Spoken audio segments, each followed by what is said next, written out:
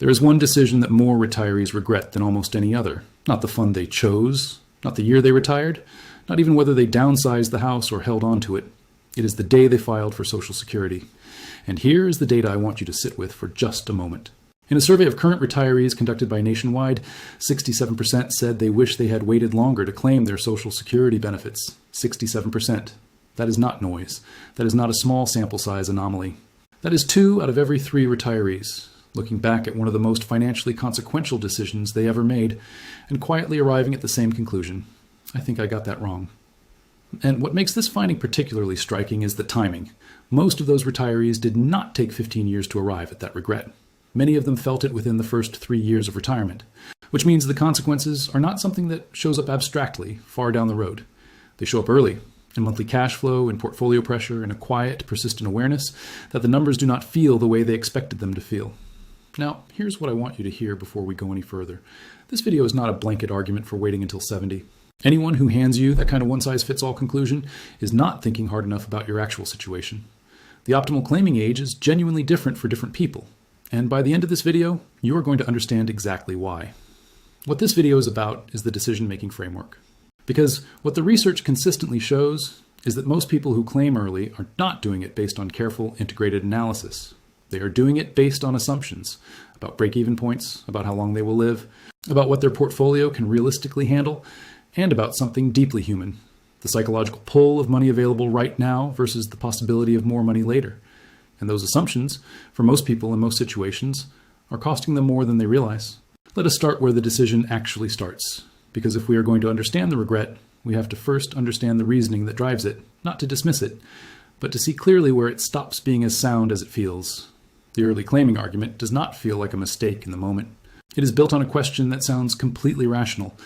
If I claim at 62, I start collecting money now. If I wait until 67 or 70, I collect more, but years from now. So how long do I have to live to make waiting worthwhile? Once you frame it as a break-even problem, claiming early starts to look not just reasonable, but conservative. Because the break-even age, the point at which the higher delayed benefit finally overtakes the accumulated early payments, typically falls somewhere in the early to mid-70s. And nobody knows with certainty whether they will reach it. That framing makes sense. I genuinely understand it. And for a specific group of people, those with serious health concerns, those without meaningful retirement assets who need the income immediately, those in specific circumstances where liquidity is a genuine constraint, it may even lead to the right decision. But here's the thing, that framing treats Social Security as an isolated calculation, as if the only relevant variable is life expectancy. And in doing so, it completely detaches the Social Security decision from everything else it interacts with inside a retirement plan. Your portfolio withdrawal rate, your tax situation, your sequence of returns exposure, your spouse's long-term income security. The moment any of those variables enter the picture, and they always do, the analysis changes, often dramatically. Let me give you a specific example of how this plays out in practice. Imagine Karen is 62 years old. She recently retired from a career in healthcare administration. She is in good health, and she has built a retirement portfolio of just over $900,000. Her Social Security benefit at full retirement age, 67, would be $2,200 per month. At 62, that benefit is reduced to roughly $1,540 per month. Karen does what almost everyone does. She runs the break-even math. She estimates she would need to live to approximately 74 for waiting to pay off financially. She thinks honestly about her family history, decides she is genuinely uncertain about her longevity, and because the money is available now and it feels like the responsible, certain choice, she files at 62. 3 years later, the market has pulled back significantly. Karen's portfolio has declined from $900,000 to around $720,000. Because her Social Security income is locked in at $1,540 per month, she is drawing more heavily from the portfolio than her original plan anticipated to meet her monthly spending needs. She begins to feel something she did not expect to feel this early in retirement. Fragile. And here is what I want you to notice about that story. The fragility did not start with the market correction. It started the day she filed. Keep in mind, the early claiming decision is rarely made with those downstream effects in full view. Most people are focused on one number, the break-even age. And the break-even age, as we are about to explore in detail, is built on a framework that leaves something important out of the picture.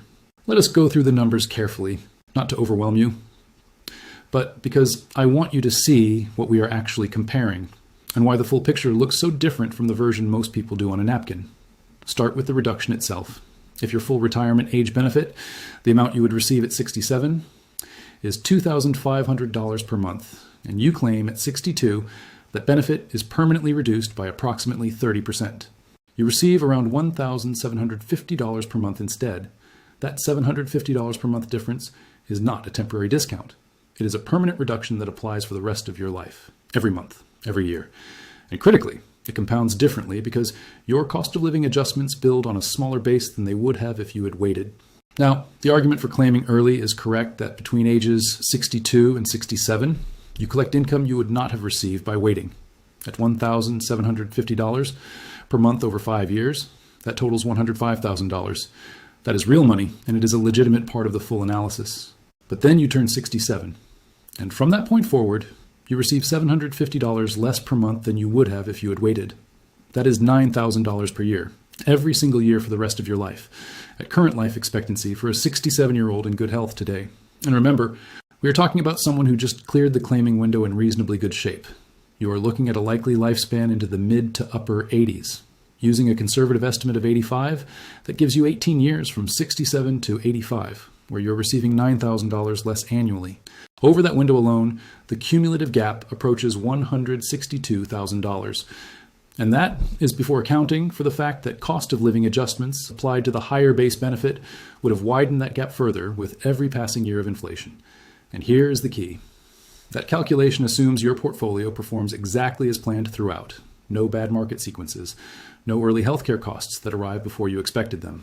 No spending creep in the first few years of retirement, which research from David Blanchett consistently shows is one of the most underestimated planning risks. The moment the portfolio does not cooperate, and historically, for real retirees, it does not always cooperate, the cost of having claimed early grows. This is not just my reading of the data. Wade Pfau at the American College of Financial Services, one of the most rigorous researchers working in retirement income, has published extensively on the lifetime value of delayed Social Security claiming. His work consistently shows that for married couples and for individuals with average or above average health, delaying to 67 or beyond produces materially better outcomes across most scenarios. Michael Kitces has reached similar conclusions, particularly when examining the interaction between Social Security timing and sustainable portfolio withdrawal rates. The research consensus here is not ambiguous. It's not just the monthly income. It's the inflation protection. It's the sequence risk buffer. It's the survivor benefit implications. And it's the structural pressure it removes from your portfolio at precisely the point when that portfolio is most exposed. If this is landing for you, go ahead and give the video a like right now. It genuinely helps more people in exactly this situation find this content.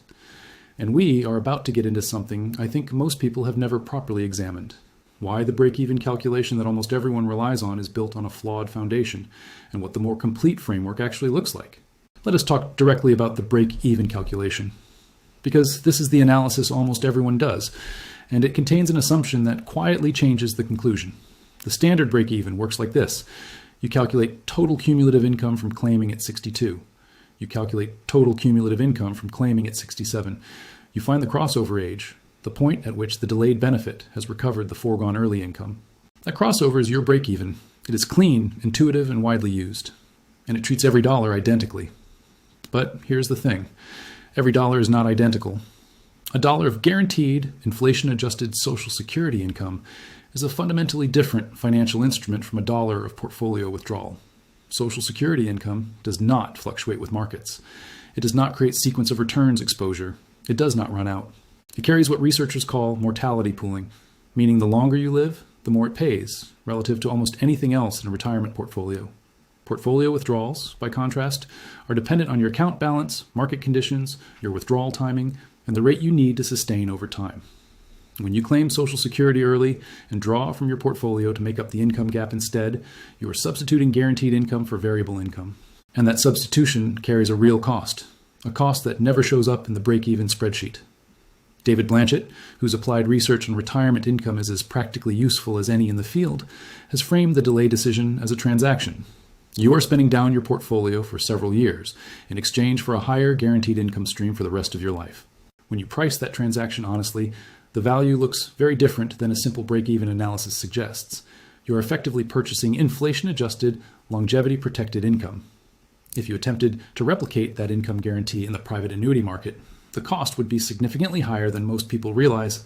Keep in mind, though, that there is one specific scenario where the early claiming logic falls apart most visibly, and it is the one that catches people least prepared. That scenario is the early sequence of returns shock. If you retire at 62, claim Social Security immediately, and the market drops 30% in year 2 or 3, you are now in the worst structural position a retiree can occupy. Your portfolio is down significantly. You are still drawing from it to cover spending, and your Social Security income, locked at the lower claimed amount, is providing less of an income cushion precisely when you need that cushion most. What you have effectively done is structured your retirement so that portfolio withdrawals carry the full income load during the period of greatest vulnerability. And recovering from that position, once you are in it, is genuinely difficult. You cannot unclaim Social Security. The withdrawal decisions you made during the down market cannot be reversed.